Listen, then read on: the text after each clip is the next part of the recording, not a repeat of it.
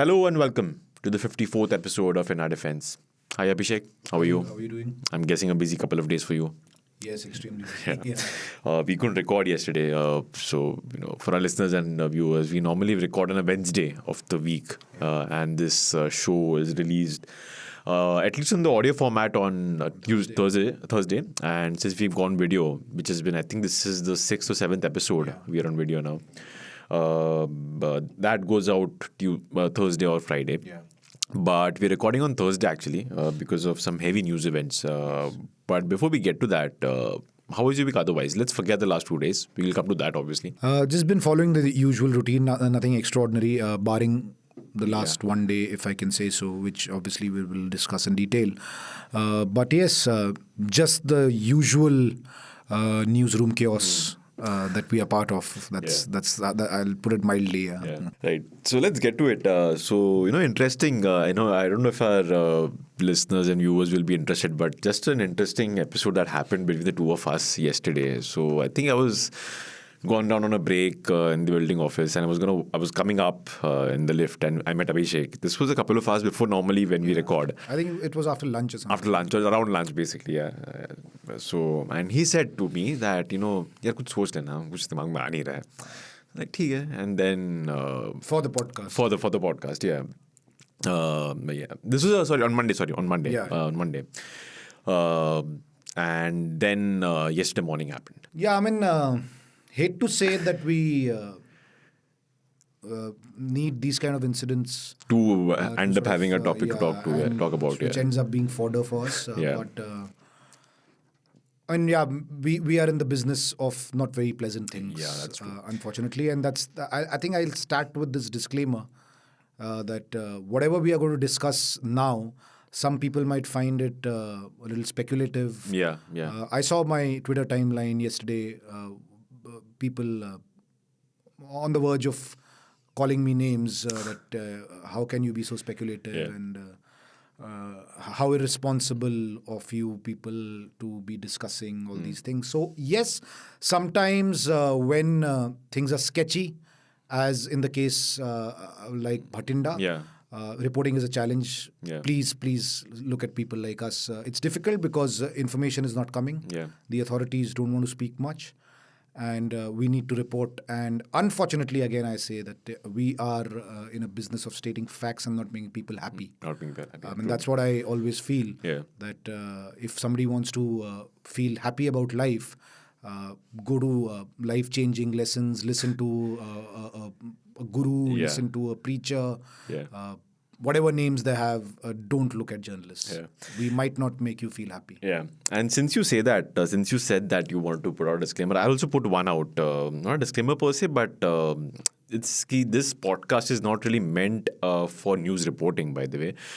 This is more two of us, one who's covered the state of India's security, especially the military, for years, decades now, and me, somebody who's interested in this field, in this particular area of news. It's just discussing news events. It's our take on it. On defense-related matters. Yeah, so it's like I would go to the extent of saying, I wouldn't be wrong if I said that. I don't think like some of the things that we discuss, you would not say that as a reporter on air. Oh, so many, most of the time, and that's the idea. Yeah, and neither would I write them in an article if I was writing, because I can write it in an opinion piece. Exactly. Which I have. Many a time I have sort of picked up the podcast and the opinion piece and the subject is same.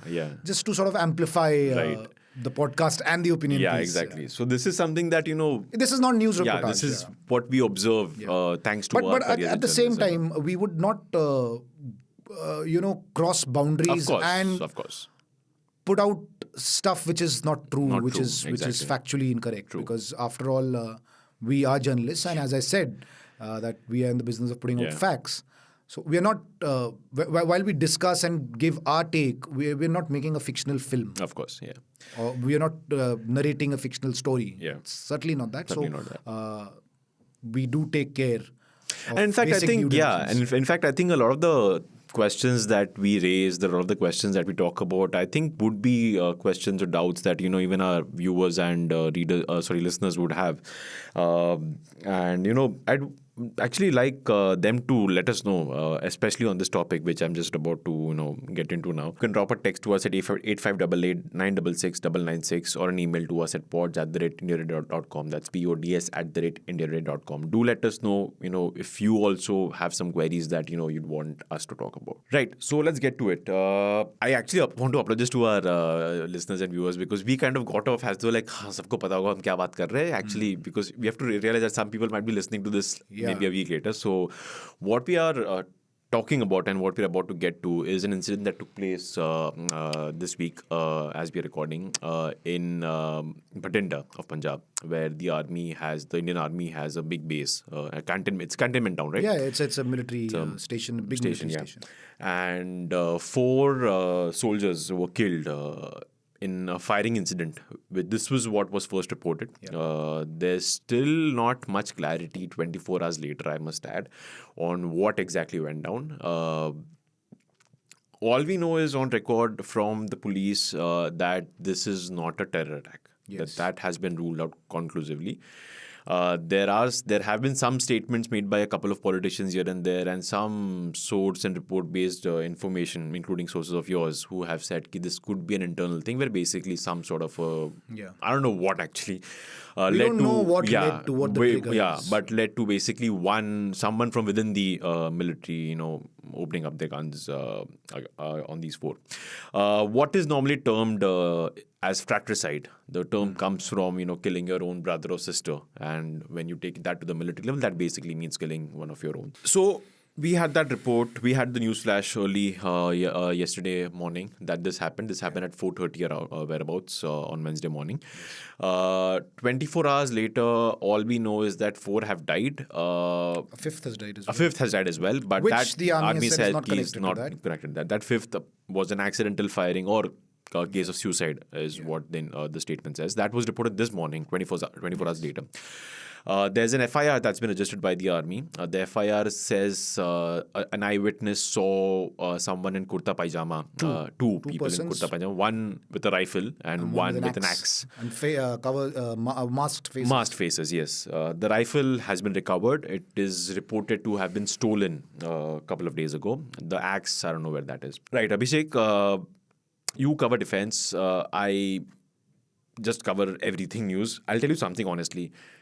I just don't know what's happened. I'm not saying something doesn't meet the eye, but it's just like, I'm not satisfied with what's been reported so far. As somebody who's very curious about things like these, I want to know more. 24 hours? For somebody like me who's purely been a reporter, of course, I have other responsibilities now, but the reporter in me is very much alive and kicking, if I can say so.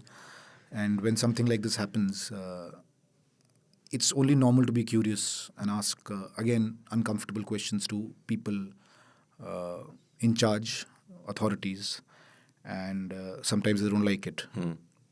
The same thing happened yesterday. Somebody told me that, my reportage is not very responsible. Okay. So again, responsible and facts are two separate things, isn't it? Sometimes facts can sound being irresponsible. Not giving a rejoinder for myself. I think it's completely fair for viewers, listeners, readers to judge us. But it's okay to listen to our side of the story as well. That in situations like these, I think number one, the authorities need to be more proactive in putting out facts in the public domain. The longer you take to give out basic details, you are triggering speculation. Yes. Yeah. We knew the fact that 4 have died, but we didn't know who these 4 are. Are they Jawans? Are they officers? Are they family, relatives? Because this was the initial information that came out was that the incident has happened in an officer's mess. Yeah. And for me, that was an extremely scary and alarming bit of information because an officer's mess is a place where there could be guests of officers, relatives of officers, officers themselves, maybe with Yeah. their families in the guest room, especially if it happened at 4:30 in the morning. Yeah. So the first reaction is that somebody has been targeted. Yeah. It's not that is the first reaction with this basic information that is available to you. So there was bound to be a lot of speculation, and it took a while for the army to actually tell us that these are 4 serving personnel of the Indian Army, who are 4 soldiers, 4 Jawans. So for the first couple of hours, when you did not even know this much, what do you do? Exactly.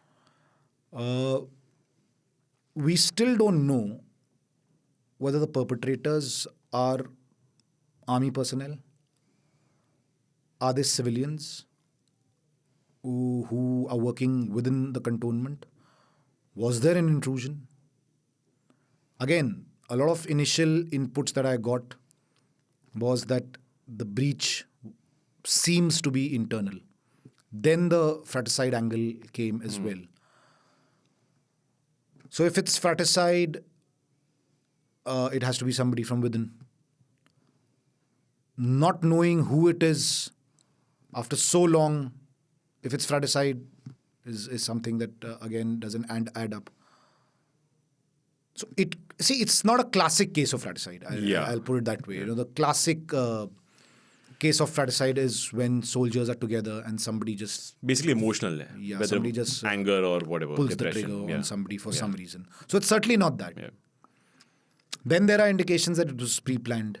The FIR gives you a lot of information, but at the same time doesn't answer some very key questions. I completely agree that it's not easy in an investigation like this.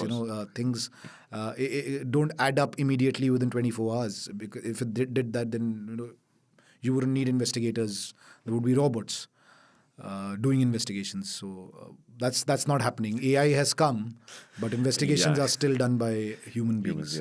Don't want to get in any controversy of any sort. Again, there are times that people might misconstrue what we are talking, but the fact is that the police hasn't got access to the crime scene.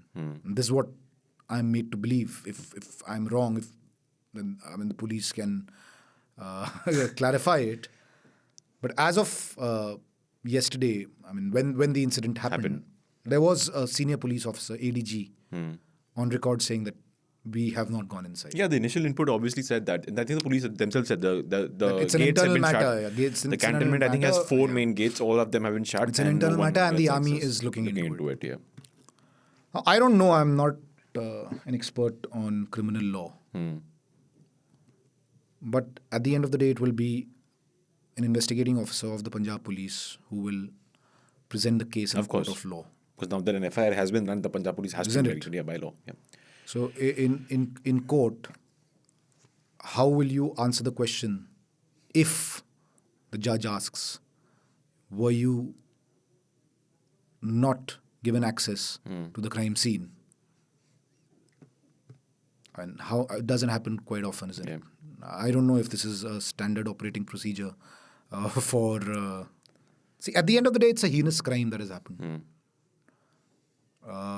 So in that sense, for the police not to get access to the crime scene, I don't want to jump the gun and say things that are extremely controversial or something. But the fact remains that initially the police has not got access to the crime scene, which a crime scene is where the evidence is. Yeah. Is where the puzzle gets solved. Rest is technical. Of course. But all the clues for the forensics, etc., come from the scene of crime. So that's what it is. One of the reasons I think a lot of us, especially people like me, aren't really able to wrap our heads around it is because when you use these terms like military base, army station, the immediate image is of this heavily fortified area which, no access, etc. And how can something like this happen there? But can you...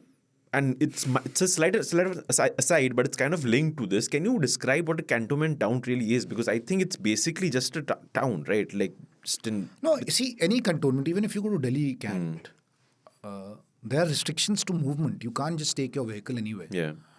And even if you are entering Delhi Cant, I think at the entrance there would be some sort Some sort of a check. cross check where the military police is there. Right. Maybe they'll ask for your ID. They'll ask you where you're headed, something like that. Because it's not a road meant for thoroughfare. It's not meant for public use, which is fine. I mean, if they are guarded, I don't see anything wrong in that. So, I'm used to seeing military stations like that. And that's why these questions arise that if an intrusion took place, how did they get in? Whether an intrusion has taken place or not.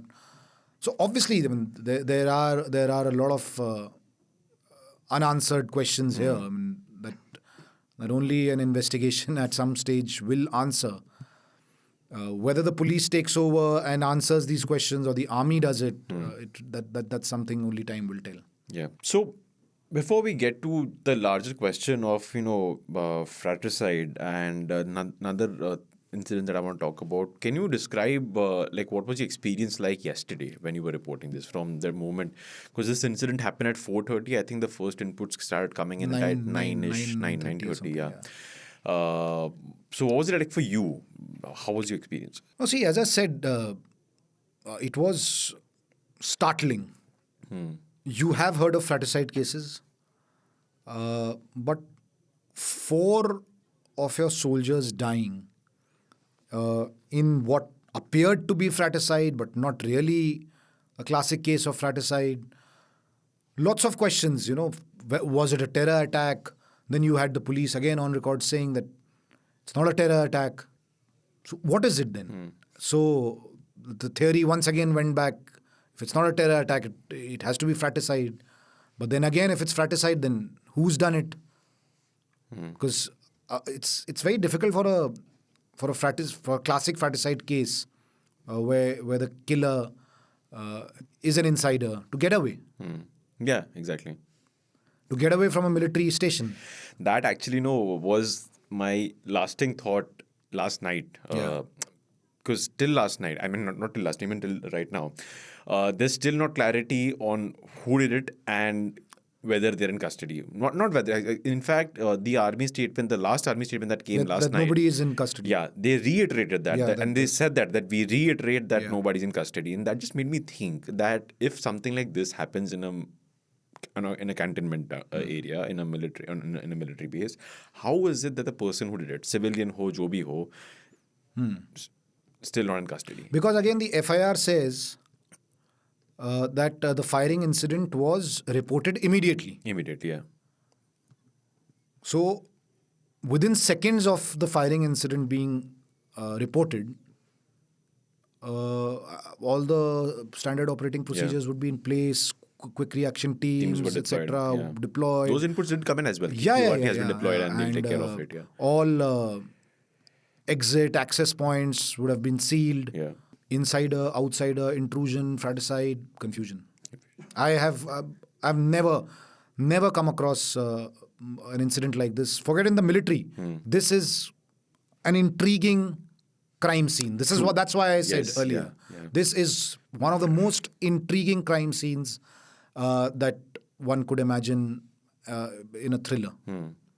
And you've had some extraordinary crime stories that have happened all over the world, in this country, in this city. I have covered as a crime reporter earlier in my life. So many of them. This one is right up there. Yeah. In terms of intrigue, in terms of what the hell has happened. So who's investigating? Does the army, by the way, have some sort of a unit that investigates? No, see, the court of inquiry, internal inquiry is something that happens in the defense forces, even at the smallest of things. Yeah. They are well within their rights to conduct all kinds of internal inquiries. I didn't mean rights. What I meant was in terms of the technical capabilities. I mean, for example, this, like you said, it's a crime scene. People have died. No, technically, forensics. I'm saying, does the army have that wherewithal to do that? Is what I'm asking. They might. I wouldn't say they don't. Okay. Forensics, something that of course the army can manage, but purely legal technicality.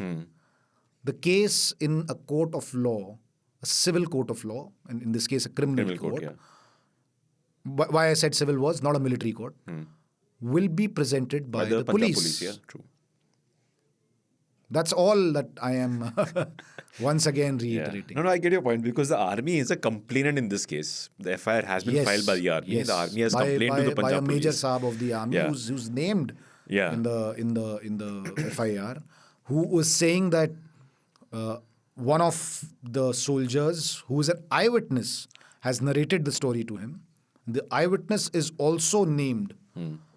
So just to break this down, the army the police at some point of time will need to record the statement of the Major Saab and the eyewitness. They will be called in a court of law. That is if arrests happen at some point of time and somebody is put to trial. Here we are at a situation, again, not jumping the gun at all. Arrests can happen 1 week, 10 days, 6 months, 1 year down the line. No innocent should be taken in. I mean, that's the basic premise of our law, that it might take as long as possible for an investigation to take place. No innocent should be taken in. If you get the guys, they should be the right ones. So I'm not saying that they should rush into it. I'm just saying that this is an extremely, extremely rare story, incident, and it begs a lot of answers. It's not just me. A lot of people within the fraternity are wanting to know what exactly happened. A lot of them saying that things don't add up. Yeah, I was going to ask you this. That was going to be my very next question. That what's the reaction been like from within the? Oh, it's hierarchy? Human nature. Yeah. I mean, you can't blame anybody to be curious and thinking what really has happened there. It's extremely unfortunate. It's the worst way to die for a soldier. Yeah. See, soldiers, more than soldiers, their families also are not scared of their deaths. But not this kind of a death. Yeah. They're trained to fight, to be in the most adverse circumstances. And if laying the supreme sacrifice is the only option, they embrace it with their mind, body, arms, everything. Yeah.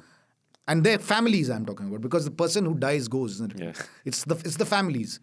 So it's the worst way to die in uniform. Yeah. Yeah. And that's why it's an extremely unfortunate incident, for want of a better expression. Unfortunate is a mild word for what's happened. Right. Right. We'll talk more about this, especially something that you briefly alluded to during the beginning of this episode. But we'll do that after a quick break. The VDEM Institute has called India one of the worst autocratizers of the world in the past 10 years. Our country is sort of sliding down the ranks in the World Press Freedom Index, and we lead the global list with the most number of internet shutdowns. So if the US is discounting these facts and inviting countries as per its friendships, like you said, it has the leverage, then what is the summit actually doing for democracy? The US calling Pakistan, not Bangladesh. And also Brazilian President Lula didn't even attend the summit despite meeting with Biden in February. So all of this, what do you make of this? Very interesting question, Anna. But if we were discussing India as a democracy, and does it uphold all the values true to a democratic nation, my answer would have been very different, because yes, we do lack on so many parameters that actually make a democratic nation what it is or has to be. True. But today we are discussing why America called a country with bad records. Yeah. If that's the case, pull out the list and check out all their records. You will not find countries, barring maybe a few, who actually have done well in these parameters, including the United States of America. So why has US called who is US? Who is America to tell a country what they should be, what they shouldn't be? They have, which is why I'm saying, they have called countries according to their interests.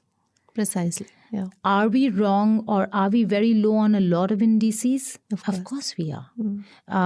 Is there room for change? There is room for a revolution, not just change. Okay? And this is not me saying our country is bad. This is me saying, as an Indian, I'm proud of my country, but I want to see a better India. A more democratic, India, a more tolerant India. Welcome back. Abhishek and I are discussing the Bathinda military base firing incident that took place yesterday, actually, as we record. That's 12th of April, sorry, as we record. We've spoken about the many questions that remain unanswered, and I'm considering it's been more than 24 hours, I think around 30 hours now. Hopefully, perhaps in the coming days, coming weeks, we'll have some answers with the army having its own inquiry, having lodged an FIR with the Punjab police. The Punjab police, I presume, also investigating this. And your sources, I'm hoping, giving us some more information on this. I think, Abhi, this topic, there's not really much we can talk about because this is what it is. I mean, this is what the military has said. You have a couple of quotes from some top-ranking Punjab police officers. They have said what they, I think, could say, and that's what we have, which is a lot of questions that remain unanswered, which is what we discussed in the first half of this episode. we can just break it down. What we know. Yeah. 4 people have died. Yeah. 4 soldiers have died. Subsequently, a 5th soldier has died, who the army has said Separate has incident, no accidental, connection with this, the 4 dying. The 4 dying in that firing. The army has called it an accidental firing. That's the report given to the local police. The 5th. Yeah, the 5th one. And there is a hint that it could be a suicide. Yeah. Now again, for this to be conclusively established, you need a proper investigation. Whether there's an eyewitness to it or not, we don't know. Yeah. We know that one Insas rifle had gone missing, which is clearly stated in the FIR as well, on 9th of April, which is 3 days, 3 days before the firing incident happened. Once again, there is no clarity as of now whether those killings have happened with the Insas rifle or not. Yeah. Although the FIR says that the person seen Was carrying a rifle. the Insas rifle. Yeah. An Insas One of the rifle. persons seen, by the way. 2 An people Insas were seen. rifle. So is it the same Insas rifle that has been stolen? The insinuation is yes. Yeah. Isn't it? Yeah. I mean, is it fair to call it an Yeah. insinuation? Yeah. So the inferences, okay, insinuation might sound a little negative connotation. Yeah. The inference is that it's the same Insas rifle that was stolen, that has been used in the crime. Of course, the forensics will establish that. That's not something which will be of any difficulty in terms of investigation. The Insas rifle has been seized. That's an interesting thing. Yeah, it has been recovered, yes. Yeah. Yeah. But the guy has not been found. So again, a big question. Yeah, and Where also was the it FI found? mentions one more person with an axe. That axe has not been found. Neither That has axe the- has not been And found. that person has been found. Yeah. So this is a gist of it. Yeah. Now it's over to the investigations. And There's no point sort of speculating over it. But yes, wanting to know answers to questions, being curious about it, I think it's completely fair on our part as journalists and on the part of citizens of the country. Yeah, and that brings me to what I want to talk about next. We've spoken about this in a couple of episodes previously. Do you think the army needs some more perhaps awakening to the fact that the old style way of maintaining official secrecy around incidents linked to the military needs to be kind of not done away with per se, but kind of you have to manage that with the current situation with which we live, with social media there, where people comment left, right, and center. The reason I say that is I think, and this is something you've said previously as well, lack of information just leads to speculation. Yeah. Army, by the way, yesterday in the statements kept saying that we urge everyone not to speculate, but you can't just stop people. That's like that's human tendency, right? Yes. Coincidentally, by the way, not this weekend, just a few days ago, there was also reports of the court of inquiry set up by the Indian Air Force recommending that one top-ranking officer group captain, be dismissed for service for the Budgam incident that happened during the Balakot airstrike. The Budgam incident, for our listeners and viewers, is when the Indian Defence Forces inadvertently shot down an Indian Air Force or Army, I forget which one, helicopter, killing 6 people. friendly fire, it was termed. But that happened due to, lapses of identifying it as it was an own And the court of yeah. inquiry had said that there were lapses. Lapses, exactly, yeah. So anyway, we're not getting into the code of inquiry of that, because that also has a legal matter going on in the Punjab High Court, sorry. Even with the Budgam incident, there was not a lot of forthcoming statements from the military, right? It was some reporting done by people like you that ultimately found out that, okay, yes, it was friendly fire. It was our own missile that brought down the chopper.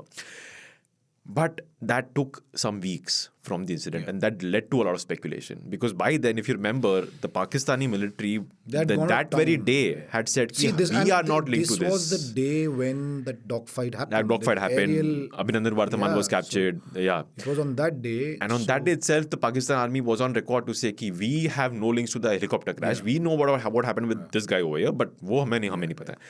So we were caught on the back foot. This incident, the Bathinda one, again brings this question to my mind. Do you think this kind of the army needs to realize that communication has to be changed? I'll just rephrase your concern in a very small, old army thought process. What happens in the army remains in the army.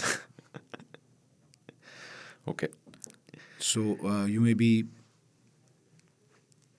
judgmental about this, but this is still a reality. Right or wrong, again, I'm not the right person to comment on. See, nobody is saying that put out sensitive state security information in the public domain. Yeah, of course. Nobody's saying that. If something has gone wrong, I think it's fair for the citizens to know that it went wrong, simply because the citizens look up to this institution a lot. Exactly. So, I think it's fair for them to expect that they will be told the truth about what's happened inside. Again, state secrets, security-related, classified information, nobody is saying. Of course. So that tendency needs to change. I think we are in a transition. As you said, there's social media, there's so much. Maybe 20 years back, this incident would have been completely under the wraps. Possible. But again, having said that, the kind of culture we have in this country, it's difficult to put it under wraps. Yeah. Bodies will go home. Somebody will speak up. So, by under wraps, I mean that it could have been delayed. Because when you delay such information, the curiousness, dies down. The anxiety around it sort of subsides. So possible that 20 years back, it would have been dealt differently. Here you were, at least within 4-5 hours of the incident, the army officially coming out and stating, yes, that an incident like this has happened, but not giving any more information, which obviously led to a lot of speculation.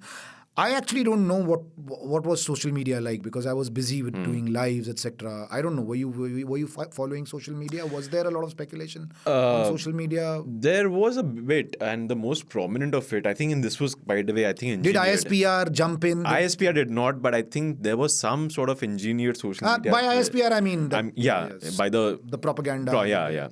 Non-state actors. Linking this somehow to the Khalistan movement, because it happened in Punjab, Bathinda, and it's happening at a time when many headlines are one thing announcing. was, I think, the army was very upfront, and the Punjab police, in actually denying any Khalistani act. Yeah. That was the first. Straight away. I think it was firing hua, and immediately there was like no terror angle. Because, and they also came out with details saying that there is no Sikh soldier involved anyway. And in fact, this artillery unit, has a lot of Tamil soldiers. Yeah. And the ones who have died are actually Tamil soldiers. So they were very quick in, quelling these rumors. So that way they did a good job. Yeah.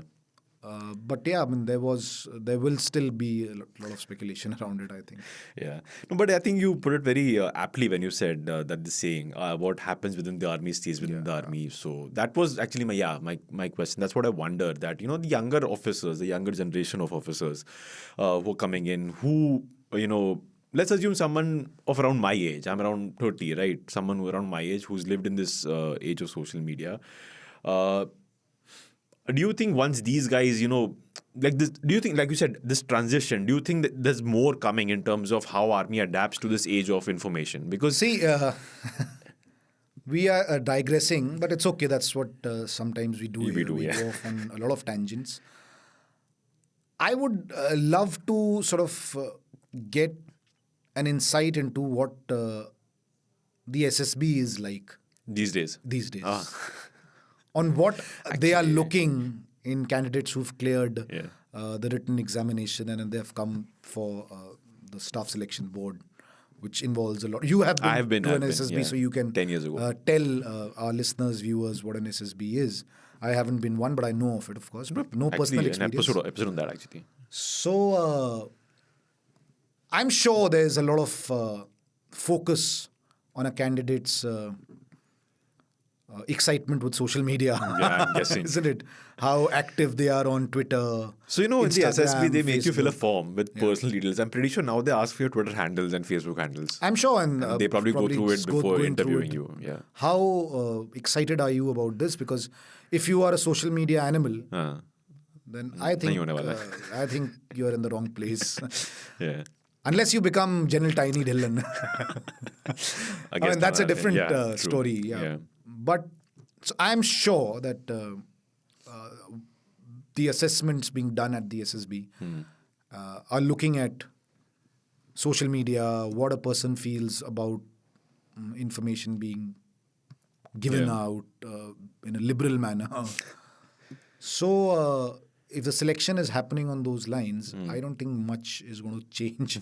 But see, it's exactly not what it was 10, 15, 20 years down the line. There's absolutely no way that you can be. There's strong realization in top leadership.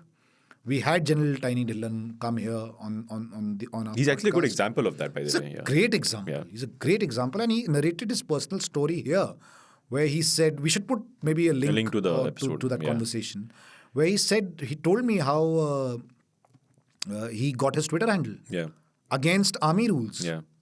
So there is a silent revolution happening. Yeah, true. I agree. Okay, when it's required, where it's needed, you do it. See, you cannot expect the army to be a 24/7 news network kind of news updates. Yeah. That's not what their job is.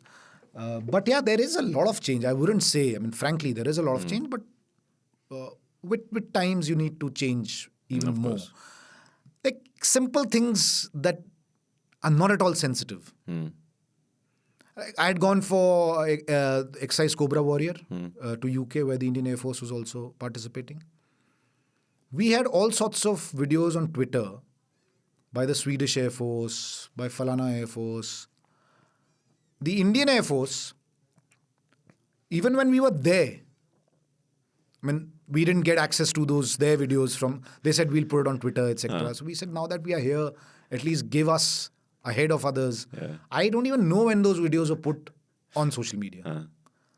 What is so sensitive in that? You are in a multi-nation exercise, showcasing your strength, telling the world how good and how cool you are. Swedish Air Force had some amazing videos while flying. And you already have capability. Remember Republic Day fly past? Oh, the video, a couple of years back. Very nice, yeah. When videos were shot from within the cockpits and all of that. Really cool stuff. So when you've done that, how is that sensitive? Why does it need layers of clearances, approvals? Why? I guess it's inertia of a big institution. So while things are changing, but sometimes they're frustrating. Frustrating, yeah. And it's more frustrating because you are changing. Yeah. If we know that, okay, nothing's going to happen, then you sort of reconcile. ठीक है, तो ऐसे ही है. But because you're going through that transition and that churn, the expectations are more. And it frustrates you when information or such kind of details are withheld. Yeah, I think let's end it there. It was a fun chat. The second half at least was fun. The first one was pretty... Not a fun topic to discuss for sure. Yeah, obviously. But again, like you mentioned, that's what, us journalists do. Absolutely. I always say this to friends, to family. But if you're looking at getting happiness, Out of newspapers and news are not. sources Yeah. shouldn't be the idea to go there. When people say that, why people always showing negative stuff. Yeah. It's like telling the army to be harbingers of peace. Exactly. Yeah. Well, yeah, let's end it there. Thanks so much, Abhishek. Good having you. And thanks to our listeners and viewers. Once again, do let us know what you think of this podcast and particularly this episode. You can drop a text to us at 8588 or an email to us at pods@indiatoday.com. That's pods@indiatoday.com. A special thanks to our producer Anna Priyadarshini and our sound mixer Kapil Dev Singh. That's it for this week's Defense Doers. For more, tune in next week. Till then, stay safe and do not cross any boundaries with our passport. Bye-bye.